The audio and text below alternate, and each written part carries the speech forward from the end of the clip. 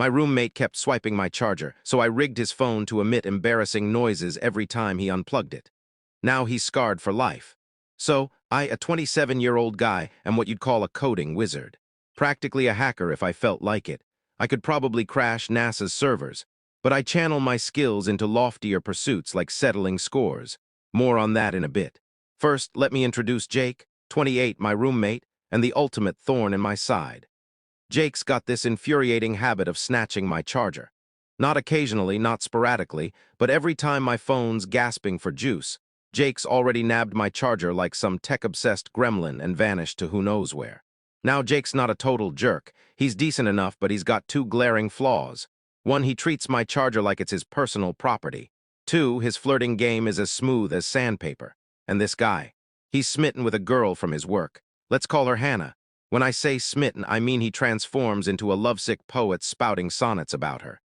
Dude, Hannah waved at me today. That was no ordinary wave. She borrowed my stapler. You know what that means? Her email had 3 emojis. She's into me. Meanwhile, Hannah's probably warmer toward the office coffee machine. But that's his issue. My issue. This walking nuisance kept hijacking my charger, and it hit critical mass after 2 catastrophic incidents. Catastrophe 1. I was working remotely when I got a notification. My company sent a security verification link to my phone with a 2-minute window to confirm it or get locked out of my system. No problem, right? Except my phone was dead. And my charger? Yep, off on a joyride with Jake. I bolted to his room, empty, called him. No answer. I got locked out, spent hours groveling to tech support, and missed a crucial deadline. Catastrophe 2. A few days later, I was on a video call with a recruiter for a dream gig at a top tech firm. Mid-interview, my phone flashed a low battery warning, 3%. I asked the recruiter for a moment, scrambled for my charger, but it was gone. Jake had it. I tore the apartment apart, found my charger in his room, plugged into his fully charged phone, and by the time I got back.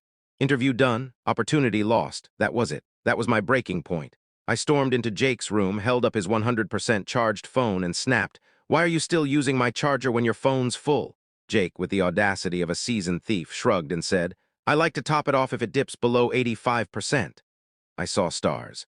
I needed vengeance, not petty payback, something so devious, so disruptive, it'd haunt Jake forever. I spent the whole night coding, each line a masterpiece like I was crafting a digital guillotine. By morning, I'd birthed the most diabolical app ever. It activates when the phone's plugged into charge. Unplug it.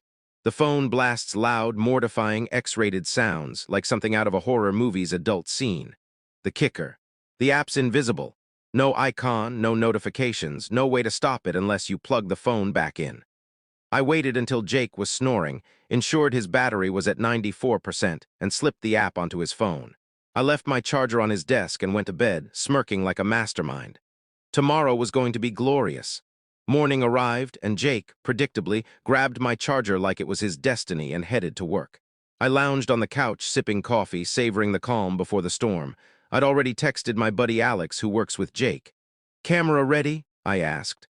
"Locked and loaded. This better be epic," Alex replied. The night before, I'd given Alex a tiny spy camera disguised as a pen holder. "When Jake plugs in his phone, set up the camera. Chaos is coming," I told him. Hours later, my phone pinged. "Alex. Jake just plugged in his phone in the conference room. Camera's set. Meeting starting." I grinned, opened my laptop, and tapped into the camera's live feed. There was Jake, looking all professional in the meeting room, his phone charging beside him. The manager entered and the meeting kicked off. Jake's got this obsessive battery habit, anything below 85%, and he's plugging in. For the first 20 minutes, all was quiet. I waited, chuckling like a cartoon villain. Then it happened. Jake unplugged his phone, and all hell broke loose. A piercing, scandalous moan erupted from his phone, echoing through the room. Jake froze, eyes bulging in terror. The room fell silent. The manager blinked, stunned. Hannah, Jake's crush, gasped like she'd seen a ghost. Someone dropped their notebook. Another guy sprayed water across the table. Alex, my hero, was choking back laughter so hard his face turned beet red. Jake, in a frenzy, mashed the volume button, but the sounds only got louder. I was cackling, sprawled on my couch, tears streaming down my face, barely breathing. In the meeting room, Jake frantically swiped at his screen, trying to kill whatever demonic app was doing this. But there was nothing to kill.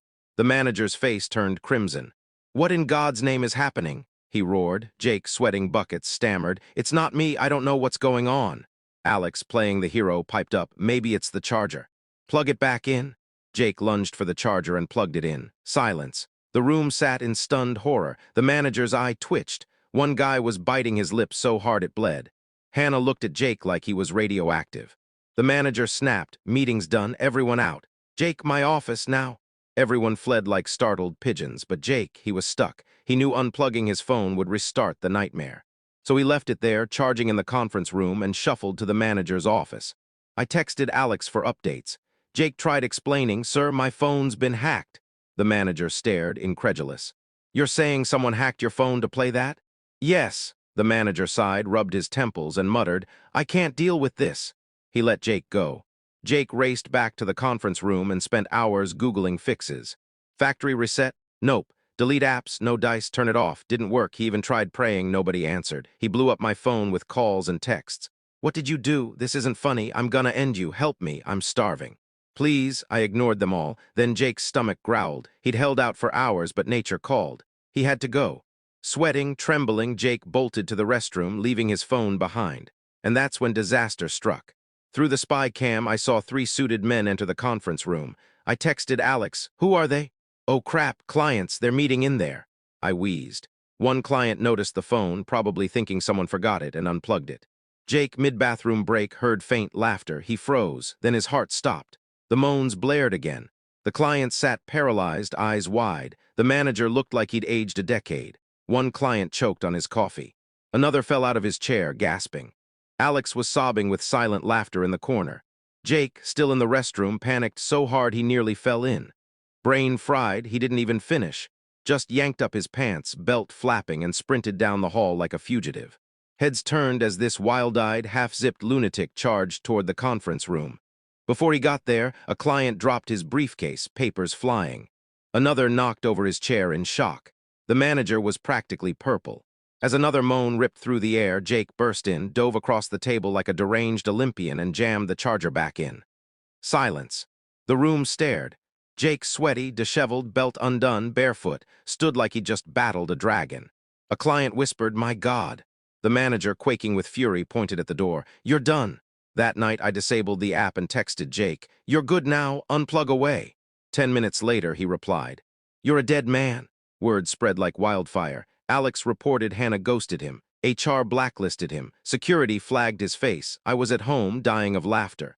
Knowing Jake would murder me, I packed my bags, grabbed a new charger, and moved out.